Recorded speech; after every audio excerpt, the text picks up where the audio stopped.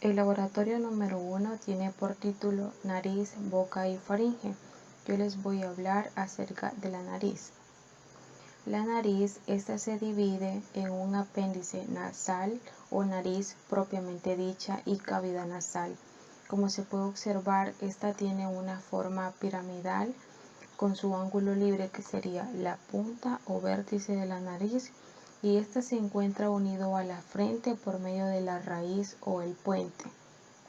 El pequeño borde que se encuentra entre la punta y la raíz, ese se denomina el dorso de la nariz. La nariz contiene dos orificios ovalados anteriores, que estos se denominan narinas o ventanas alares anteriores. Se encuentran separados hacia adentro por medio del tabique y hacia afuera están limitadas por el ala de la nariz. La nariz se encuentra sostenida en su parte superior por medio del hueso frontal y del hueso maxilar. En su parte inferior, este posee una armazón de cartílago hialino, cartílago septal, dos expansiones de laterales, que estas se denominan cartílagos laterales, y cartílago alar mayor y 3 o 4 cartílagos alares menores.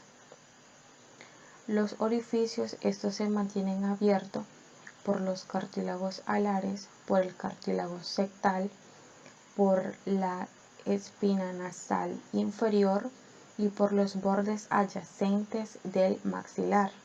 Algunas de las funciones de la nariz es que ésta favorece el sentido del olfato, acondiciona el aire inspirado, lo filtra, lo humedece y lo calienta, y también en la recepción y en la eliminación de las sustancias provenientes de los senos paranasales y los conductos nasolagrimales.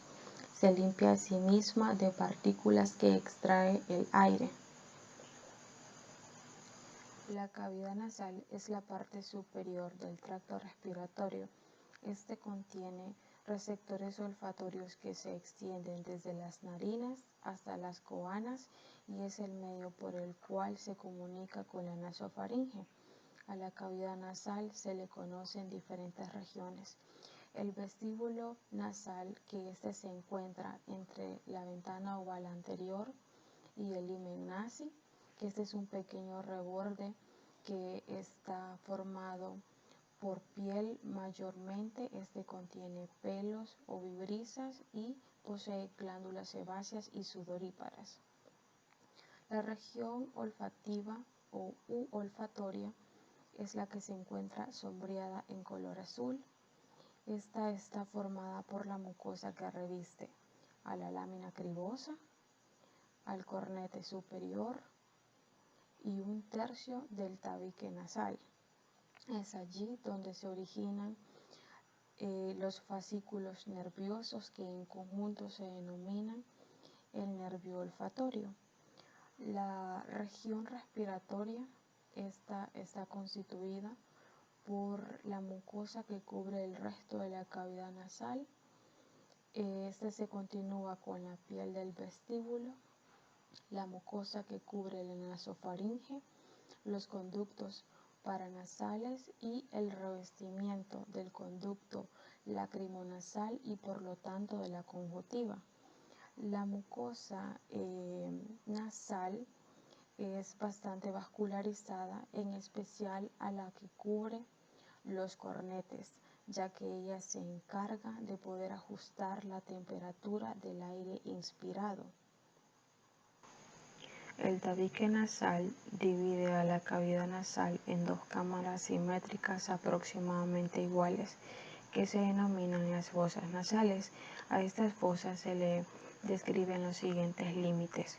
Su piso o suelo está formado por los tejidos blandos de la nariz, por los procesos palatinos del maxilar y por la lámina horizontal del hueso palatino. Su pared lateral está formado por el cornete superior, el meato superior, el cornete medio, meato medio, el cornete inferior, meato inferior, el receso esfenoetmoidal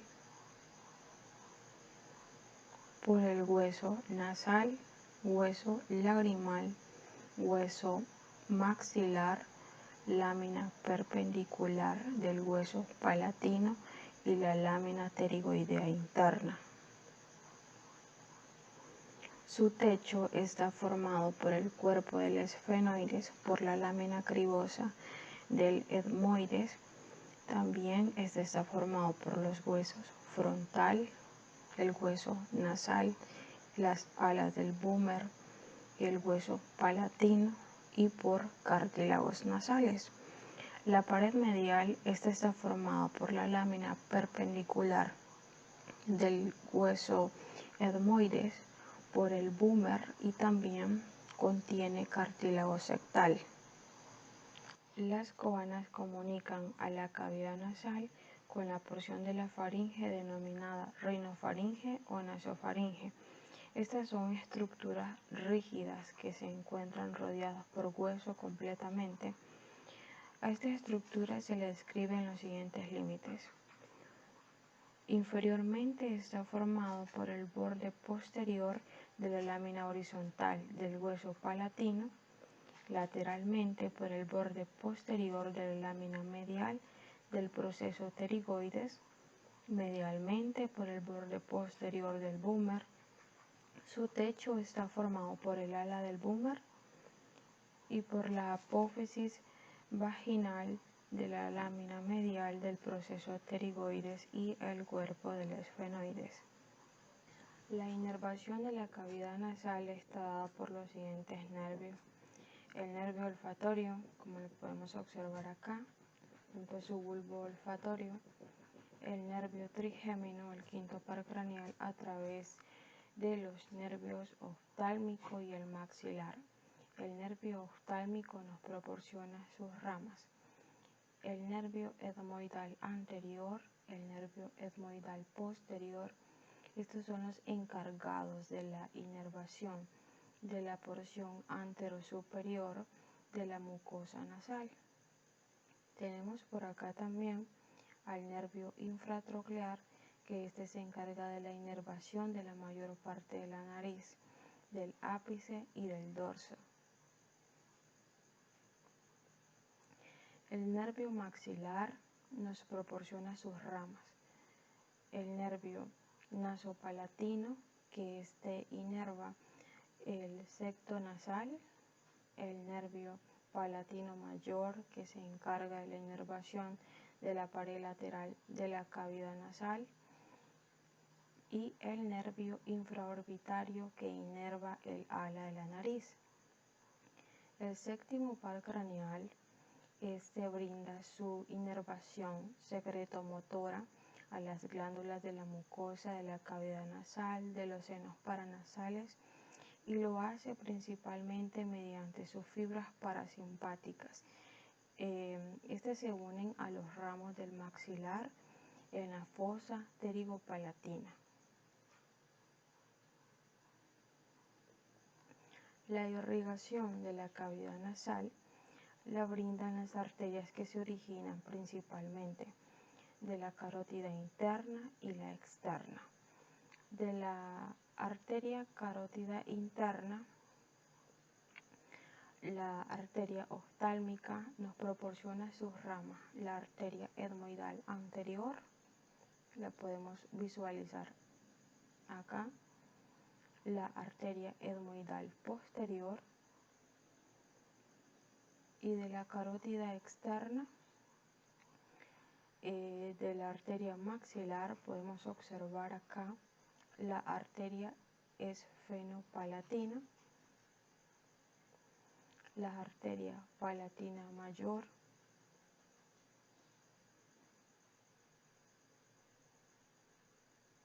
y de la arteria facial se observa acá su rama, la arteria labial superior y la arteria nasal lateral. Gracias. Buenas tardes, doctor Amadeo Cabrera. Mi nombre es Brian Mauricio Rosales Reyes. Soy el segundo expositor y hoy les voy a hablar sobre, sobre el drenaje venoso de la cavidad nasal, sobre los senos paranasales, sobre el sistema digestivo y sobre la cavidad oral o bucal. Bueno, doctor, como ya le había mencionado, voy a comenzar a hablar un poco sobre el drenaje venoso de la cavidad nasal. Podemos mencionar que este lo conforma un abundante plexo venoso submucoso, profundo a la mucosa nasal. Proporciona el drenaje venoso de la nariz hacia las venas esfenopalatina, facial y oftálmica. Este plexo venoso es una parte importante del sistema termorregulador del organismo, que intercambia calor y calienta el aire antes de que penetre en los pulmones. La sangre venosa de la nariz drena principalmente la vena facial a través de las venas angular y nasal lateralmente. Las venas que drenan las cavidades nasales generalmente acompañan a las arterias y reciben su mismo nombre. Para comenzar, podemos mencionar las venas que acompañan a las arterias esfenopalatina y palatina mayor, que drenan el plexo pterygoideo venoso de la fosa infratemporal, que sería esta de acá. Luego tenemos las venas procedentes de regiones anteriores de las cavidades nasales, que drenan la vena facial, que sería aquí. Aquí sería su drenaje, este de acá. Y luego las venas que acompañan a las arterias etmoidales anterior y posterior, que son tributarias de la vena oftálmica superior, que es una de las venas emisarias más grandes, y drena en los senos caravenosos a cada lado de la fosa, y hipofisaria, que son estas de acá.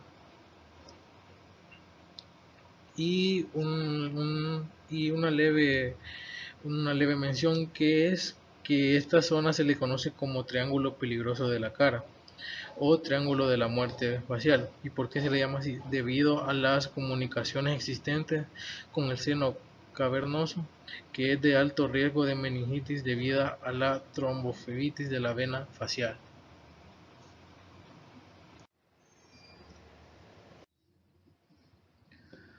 Y bueno, y ahora seguiré hablando sobre los senos paranasales. Podemos decir que los senos paranasales son cavidades en áreas localizadas en huesos que colindran con las fosas nasales y están en comunicación con ellas. Los senos paranasales son cuatro, uno a cada lado, que son los frontales, los etmoidales, los maxilares y los esfenoidales. Cada uno desarrollan evaginaciones o excrescencias de las cavidades nasales, erosionando el interior de los huesos. Cada uno de estos senos presentan características que son abiertos a las cavidades nasales, son inervados por las ramas del trigémino y están revestidos por mucosa respiratoria. Vamos a comenzar hablando del seno maxilar. El seno maxilar son estos que están aquí, estas dos grandes porciones que se miran acá, estos dos. Esto nos dice que son de mayor tamaño, están situados en el cuerpo del maxilar. Tiene forma piramidal, con su base hacia adentro, formada por la pared externa de la cavidad nasal. El vértice se extiende por la apófisis cigomática del maxilar, que ya esto de la parte de acá. En el seno maxilar desemboca uno o más orificios en el centro del hiato semilunar del meato medio de la cavidad nasal, que serían estos de acá. Ahora voy a seguir hablando del seno frontal, que es este de acá, este que se mira acá, junto con este de acá. Dice que estos dos están contenidos en el hueso frontal, situados detrás de los arcos superciliares y separados por el tabique. Se abren por medio de los conductos frontonasales en el infundilo del hiato semilunar en el meato medio de la cavidad nasal. Ahora voy a seguir hablando con los senos etmoidales, que serían, si no me equivoco, serían estos dos de acá.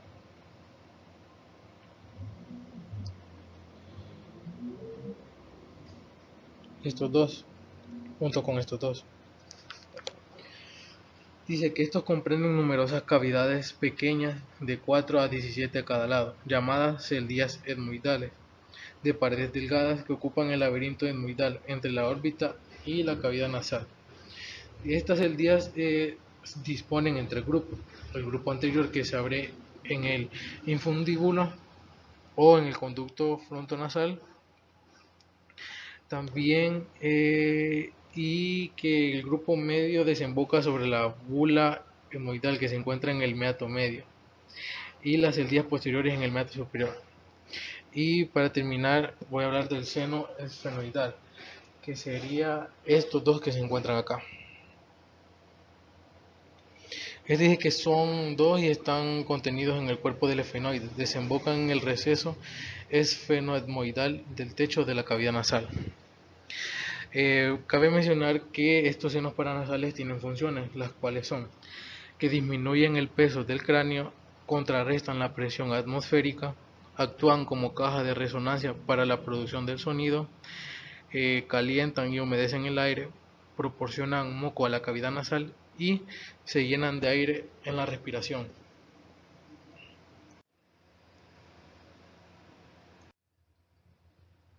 Bueno, y ahora voy a seguir hablando del sistema digestivo. Podemos mencionar que el sistema digestivo provee el aparato para la digestión de alimentos.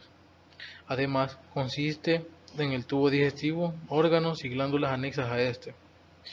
El tubo digestivo es un conducto músculo membranoso de aproximadamente unos 9 metros de largo, que se inicia de la boca y termina en el ano.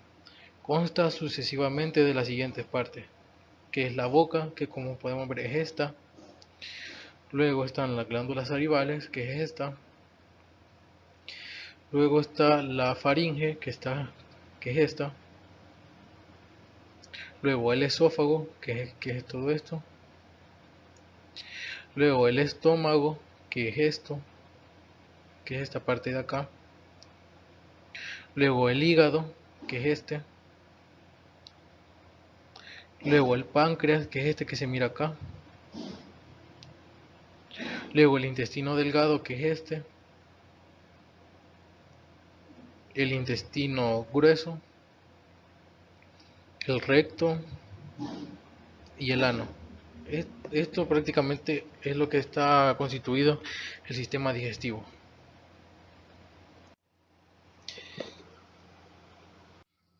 Y para terminar, voy a hablar de la cavidad oral o bucal.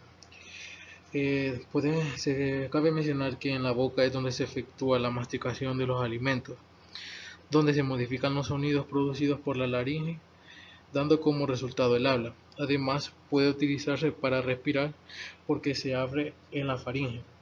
Se encuentra al inicio del aparato digestivo. Es la forma más o menos oval. Se le reconocen dos porciones, una externa de menor tamaño, que es el vestíbulo oral, y la otra interna de mayor tamaño, que es la cavidad oral propiamente dicha. A mí, para terminar hablándoles, voy a hablar del límite del vestíbulo oral. Cabe mencionar que en la parte ventrolateral están los labios y las mejillas. Como pueden ver, los labios son estos y las mejillas. En el delímite dorsolateral van a estar los dientes y las encías, que son estas de acá. En el techo y piso están formados por repliegues de mucosa que se reflejan de los labios y a las mejillas de las encías, que son estas, pues son las partes que están, por así decirlo, por arriba de cada y abajo.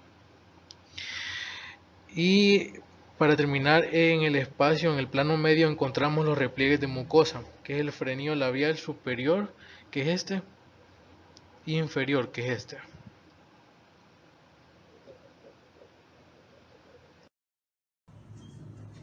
Bueno, hasta aquí ha sido mi participación. A continuación pasará al siguiente compañero. Gracias por su atención. La cavidad oral o cavidad bucal propiamente dicha es el espacio entre los arcos dentales, tanto superior como inferior.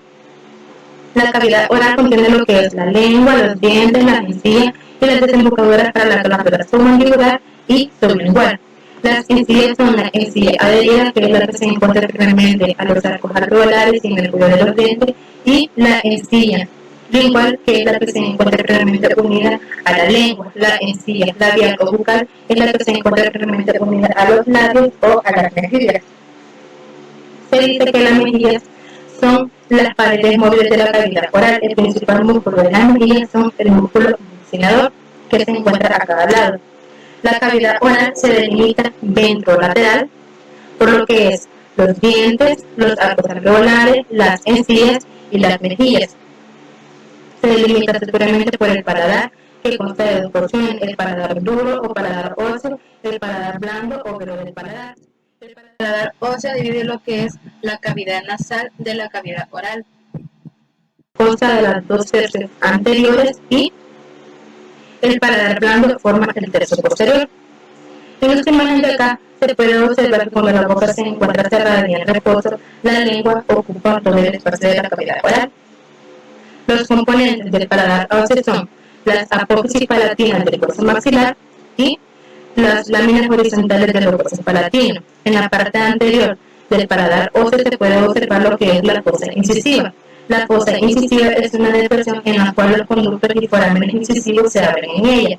Los nervios nasopalatinos discurren desde la nariz a través de los conductos incisivos que llegan a través de los conductos incisivos hacia la fosa incisiva.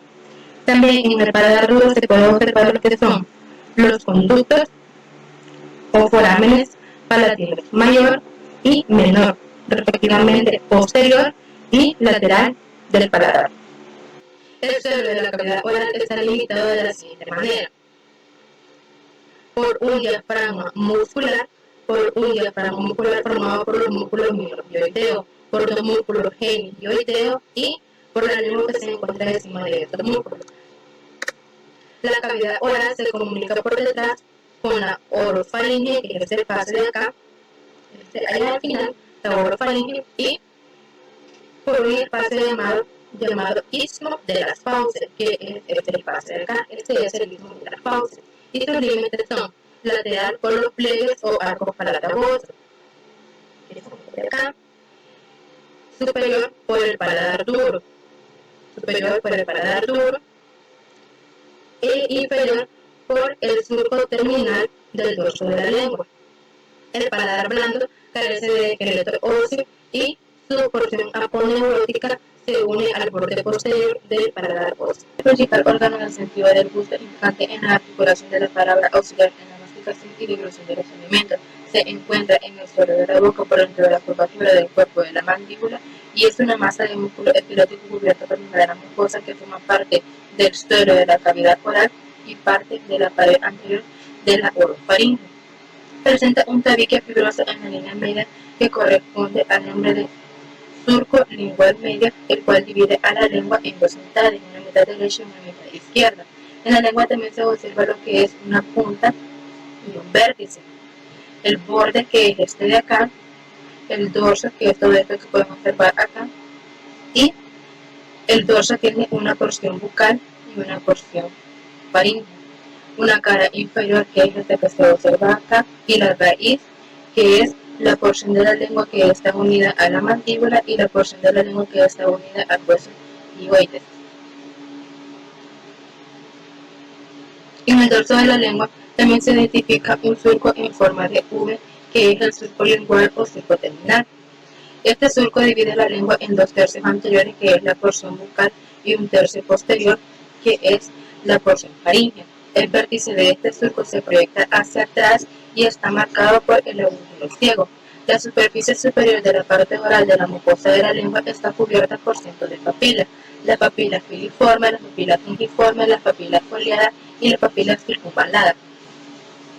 Las papilas aumentan la zona de contacto entre la superficie de la lengua y el contenido de la cavidad bucal. Todas las papilas, excepto las papilas filiformes, contienen botones gustativos en la superficie.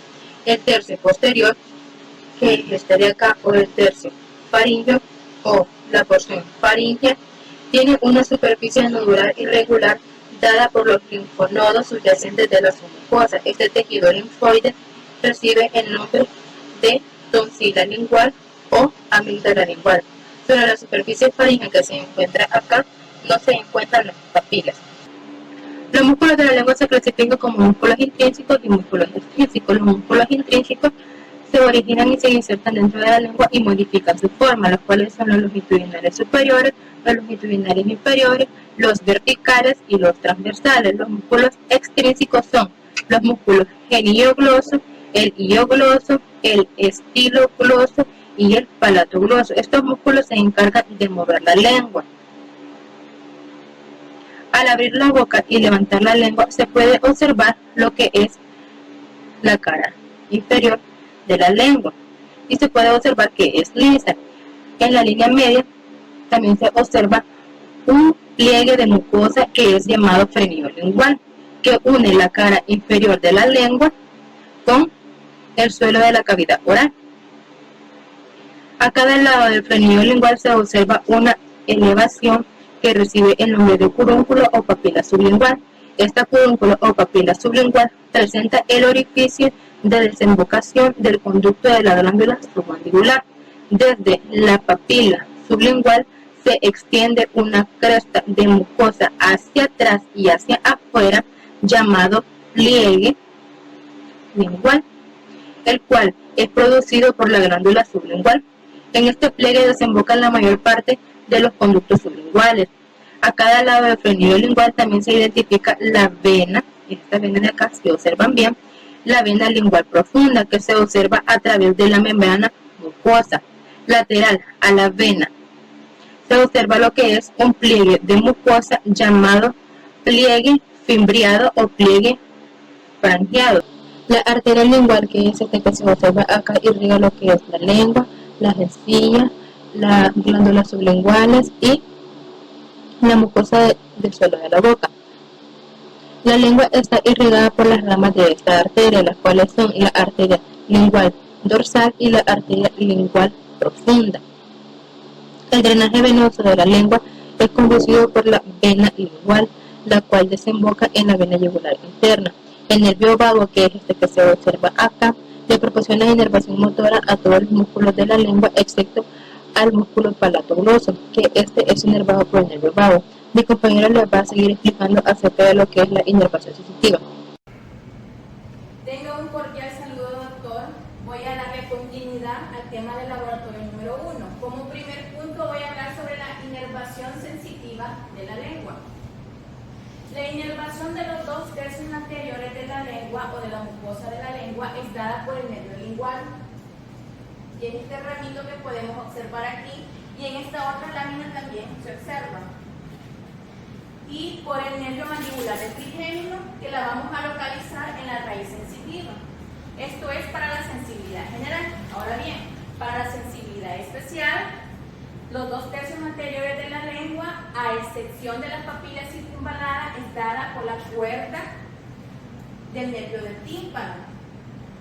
Aquí la vamos a localizar debajo del nervio alveolar inferior, pero aquí la podemos observar con exactitud. Ahora bien, la sensibilidad general y especial, incluidas las papilas circunvaladas, va a ser inervado por el nervio glosofaríngeo y una pequeña parte es proporcionada por el nervio vago. Aquí vamos a localizar lo que son las papilas circunvaladas en esta parte de la lengua. En una hemicara que vamos a observar en la fosa submandibular como el nervio lingual, que es este ramito que podemos observar, está estrechamente relacionada con el conducto de la glándula submandibular, que sería este como color verdecito. Ahora, como siguiente punto, voy a hablar de la mandíbula. En el cuerpo de la mandíbula vamos a reconocer lo que son los alveolos dentarios en esta zona, que sería prácticamente el oído donde va introducido el diente.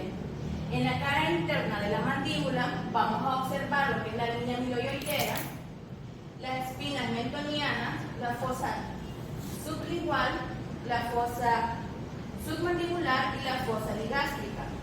Ahora, en la cara interna del ramo de la mandíbula vamos a observar la lengua y el foramen dental inferior, que sería el orificio de entrada para el conducto dental inferior. Ahora, como siguiente punto, voy a hablar sobre los dientes. Dice que en la infancia, entre unos 6 meses a 2 años va a aparecer la primera serie de dientes llamados los dientes de leche, caducos o primarios. Y entre los 6 años a 12 años va a aparecer la segunda serie de dientes llamados los dientes temporales, que serían estos. Ahora bien, en un investigue nos pide que hablemos sobre la fórmula dentaria. En el adulto vamos a tener 2 incisivos, un canino, 2 premolares y 3 molares. 16 dientes en la parte de arriba más 16 dientes en la parte de abajo hacen 32 dientes en total.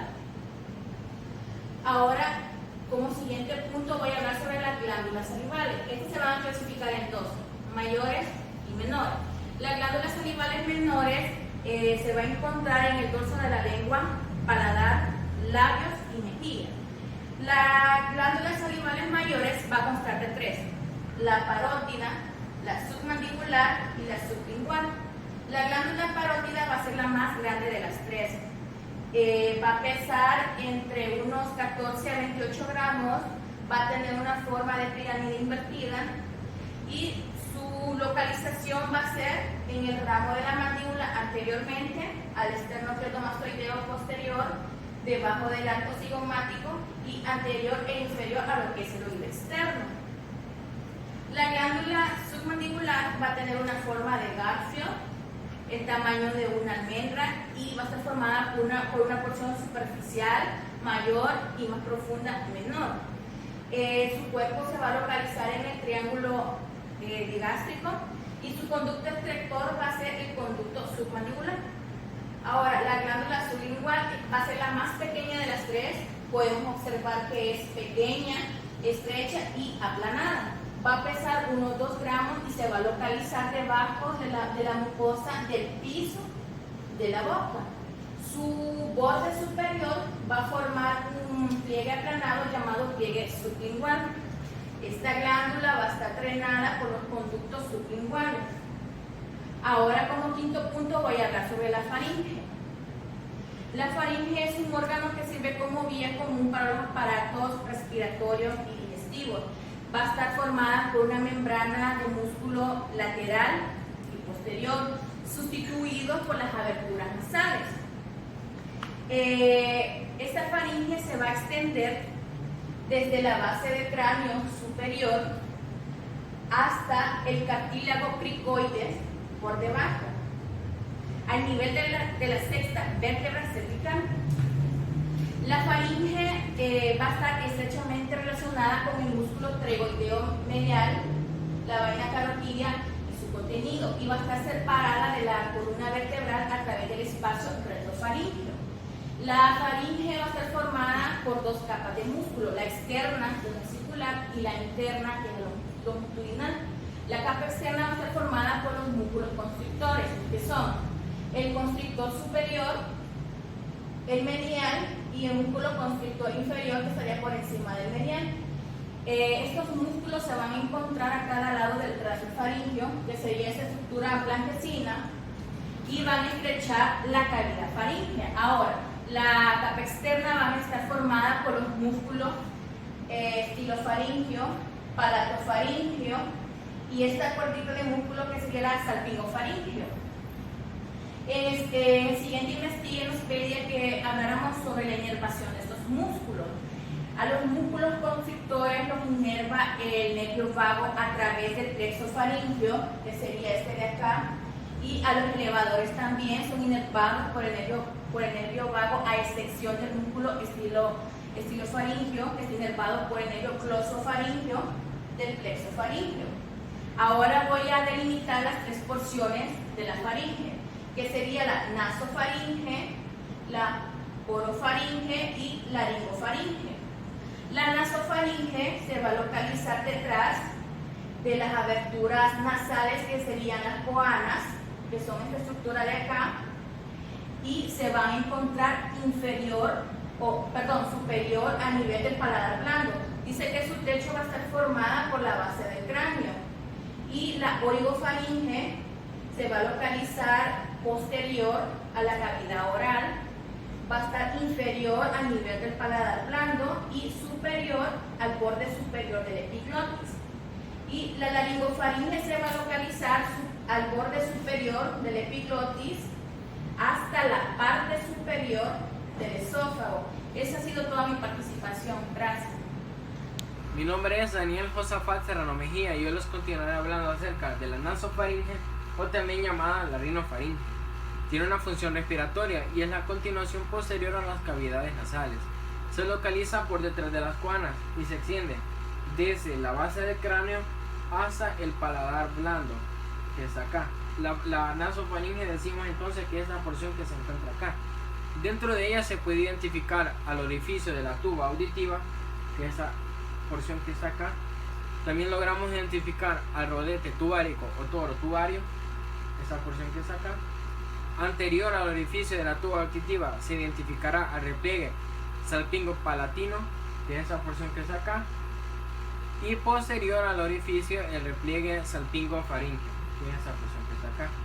Cabe destacar que el receso faríngeo está posterior a ese relieve. El receso faríngeo decimos que es esa porción que está acá. Continuaremos ahora hablando acerca de la orofaringe o bucofaringe, que se encuentra posterior a la cavidad oral y se extiende desde el paladar blando hasta el borde superior de la epiglotis. La orofaringe entonces diríamos que es esa porción que está acá. Dentro de ella se pueden encontrar el paladar blando, que es un borde libre posterior de forma cónica, que es esa porción que mencionamos acá anteriormente. Y también ya podemos encontrar la línea media a la úvula, que es esa porción que está acá. Y a los lados encontramos dos pliegues llamados arcos palatoglosos o pilares anteriores. Y también encontramos a dos posteriores, que son los arcos palatofaringeos o pilares posteriores. Son estos que se encuentran acá. Cabe resaltar que el velo del paladar está formado por mucosa y músculo. Hablaremos ahora acerca de los músculos del velo del paladar junto con su inervación. Tenemos en primer lugar al elevador del velo paladar, que es el músculo que se encuentra acá, inervado por el nervio vago a través del plexo faríngeo. Tenemos también al músculo palatofaríngeo, que es esta porción que se encuentra acá, ese músculo que está acá, que es inervado también por el nervio vago a través del plexo faríngeo. Encontramos también a la úvula, que es ese músculo que se encuentra acá, que también es inervado por el nervio vago a través del plexo faríngeo. Tenemos también al músculo tensor del velo paladar, que es un músculo inervado por el nervio mandibular. Y tenemos por acá al músculo palatogloso, que está inervado también por el nervio vago a través del plexo faríngeo. Observamos ahora a la laringofaringe, que se extiende desde el borde superior de la epiglotis hasta la parte superior del esófago a nivel de la sexta vértebra cervical, que se encuentra acá. Ambos lados, inferior a la entrada de la laringe, se pueden localizar o encontrar unas depresiones llamadas senos o recesos piriformes, que son estas que se encuentran acá, en las cuales cubren a las ramas del nervio laringeo interno y los vasos laringeos superiores. Además de que dentro de ellas se pueden alojar objetos extraños o cuerpos extraños. Vamos a observar ahora el recorrido de un nervio, el cual es el nervio glosofaríngeo o el noveno par craneal, que es este que se encuentra acá, en la cual pasa entre los músculos estilios, que son el estiloideo, el estilogloso y el estilofaríngeo, hasta terminar su recorrido en lo que es la lengua. A continuación hablaremos acerca de la irrigación y drenaje de la faringe. La pared faríngea está irrigada por numerosos vasos. Las vamos a dividir en dos, superior e inferior. Las arterias que irrigan la parte superior de la faringe provienen de la arteria carótida externa, que es esta arteria que podemos ver acá. Las cuales son la arteria faríngea ascendente, que es esta arteria que podemos ver acá, así como también ramas tonsilar y palatina ascendente de la arteria facial, que son estas dos arterias que podemos ver acá, y numerosas ramas de la arteria maxilar y lingual, que son estas dos que tenemos acá. Ahora, las arterias que irrigan la parte inferior de la faringe, tenemos las ramas faríngea de la tiroidea inferior, que es esta que tenemos acá, esta arteria. Y con respecto a las venas de la faringe, forman un plexo que drena superiormente el plexo pterioideo y la fosa infratemporal e inferiormente en la vena facial y la yugular interna. Plexo faríngeo. En el plexo faríngeo, que es esta porción que podemos ver acá, la inervación motora y la mayoría de la inervación sensitiva de la faringe está a cargo de ramos de los nervios vago y glosofaríngeo, que forman un plexo en la fascia externa de la pared faríngea. Tenemos las fibras motoras que derivan del nervio vago a través de su ramo o ramos faríngeos, y tenemos también a las fibras sensitivas que de este plexo faríngeo derivan del nervio glosofaríngeo y se distribuyen por las tres partes de la faringe. Está situado principalmente sobre el músculo constrictor medio y lo forman las ramas faríngeas de los nervios vago y glosofaríngeo, junto con una rama simpática situada más profundo a él, proveniente del ganglio cervical superior de la cadena simpática. Tenemos que estas fibras motoras del plexo inervan los músculos de la faringe y del velo del paladar, excepto uno, que es el esilofaríngeo, que es inervado directamente por el nervio glosofaríngeo. Tenemos que las fibras aferentes del plexo proveniente del nervio glosofaríngeo inervan la mucosa de la faringe. Hablaremos ahora acerca de las amígdalas o tonsilas. Existen unas colecciones de tejido linfoide en la mucosa de la faringe circundantes a las aberturas de la cavidad nasal y oral, que son parte del sistema de defensa del cuerpo. La mayoría de estas colecciones forman distintas masas, las cuales son las amígdalas o tonsilas, que están divididas en tres áreas principales, las cuales son faríngea, palatina y lingual. A continuación las vamos a describir una por una junto con su ubicación. Tenemos en primer lugar la amígdala faríngea. Tenemos también conocida como adenoides, que eso se le conoce así cuando aumenta de tamaño, y está en la línea media en el techo de la nasofaringe. La podemos encontrar acá. Esa sería la tonsila faríngea. Tenemos en segundo lugar la tonsila palatina, que está a cada lado de las orofaringes entre los arcos palatogloso y palatofaringeo, posterior al istmo de las fauces. Este tiene la singularidad de que puede verse al abrir la boca y deprimir la lengua. La podemos encontrar acá. Y en último lugar tenemos la amígdala linguales, que es el conjunto de numerosos nódulos linfáticos que hay sobre el tercio posterior de la lengua, que es esta porción que está acá. Eso. Así como también hay muchos nódulos linfáticos pequeños en la trompa auditiva, también cerca de la desembocadura de la nasofaringe y sobre la superficie superior del paladar blando. Para finalizar tenemos el caso clínico que dice: paciente femenina de 6 años de edad que lleva a consulta por presentar un dolor de garganta y fiebre de 2 días de evolución. A la exploración física se le encuentran 38.5 grados de temperatura, una frecuencia cardíaca de 90 latidos por minuto y una frecuencia respiratoria de 22 por minuto. Al inspeccionar la cavidad oral se identifican las amígdalas palatinas aumentadas de tamaño, con áreas blanquecinas en su superficie, los pilares anteriores hiperémicos, o sea enrojecidos, al igual que la pared posterior de la faringe. Se diagnostica como amigdalitis. Con sus conocimientos anatómicos responde a las siguientes preguntas: ¿a qué tipo de tejido pertenecen las amígdalas afectadas en la paciente? Tenemos que pertenece a un tejido linfoide y en su superficie tiene un epitelio plano estratificado. ¿Cuál es la ubicación exacta de las amígdalas afectadas? Las podemos encontrar en las fosas tonsilares, que está formada por el músculo constrictor superior de la faringe. Siguiente pregunta: ¿qué músculos se encuentran posteriores a la mucosa que está hiperémica? Tenemos el músculo palatofaríngeo. Siguiente pregunta: ¿cuál tonsila se puede observar al inspeccionar la cavidad oral? Tenemos que se pueden observar las tonsilas palatina y tonsila lingual.